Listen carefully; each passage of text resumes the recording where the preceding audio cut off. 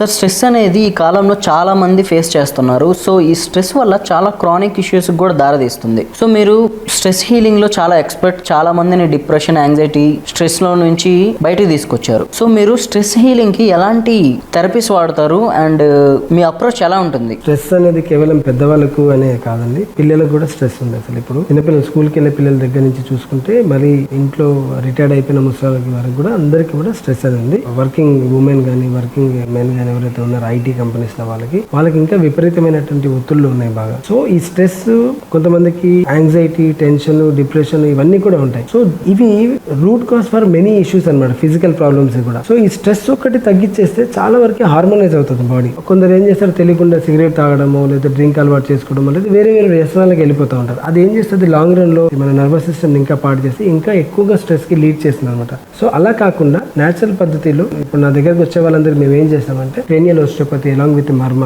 So దాన్ని ఒక మంచి ఎనర్జీస్తో హీల్ చేస్తాం. అలా అది చేసేటప్పుడే విత్ ఇన్ 5-10 minutes లోనే చాలా డీప్ గా ట్రాన్స్ఫర్కి వెళ్ళిపోయి నిద్రపోతారు అనమాట. ఆ తర్వాత వాళ్ళు ఇంటికి వెళ్ళిన తర్వాత మంచి నిద్ర వస్తుంది, మార్నింగ్ లేచే వరకు చాలా ఫ్రెష్ గా ఉంటుంది. అలా కొన్ని సిట్టింగ్స్ చేసుకుంటే స్ట్రెస్ తగ్గుతుంది. కొన్ని థెరపీస్ ఏంటంటే ఫుట్ రిఫ్లెక్సాలజీ చేస్తాము, అక్యుసర్కల్ మసాజ్ థెరపీ చేస్తాము, ఆనందమయ థాయ్ యోగా చేస్తాము. ఇవన్నీ అల్టిమేట్ థెరపీస్ అనమాట.